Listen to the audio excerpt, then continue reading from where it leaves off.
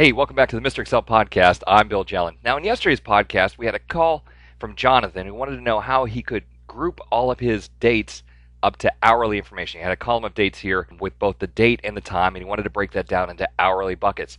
And I went through this big, long formula to break out just the hour, and I started to think about it after we posted the podcast, that there's probably a much better way to do that. I'm going to do it using a pivot table. So I'm going to look here and notice that we have alpha columns either in column A or B, either the T or the status column. We're going to use those to get a count. I'll select one cell in the data, use Data, Pivot Table, and click Finish. I'm going to take the date and the time and drop it over here in column A, and then take one of my alphabetic columns and drop it where it says Drop Data Items here. That gives me a count of those columns, and right now we're seeing every single minute of every single day, which is going to be a really annoying report. But here's the trick. Here's the thing that's going to make it work. I'm going to choose the first date and time, right-click, and say Group and Show Detail, Group, and say that I want to group that just by hours.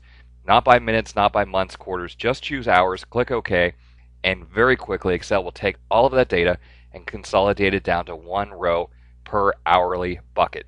Perfect solution, much easier than the formula that we used yesterday. So thanks to Jonathan for sending in the question. Sorry you had to wait for the right answer the next day.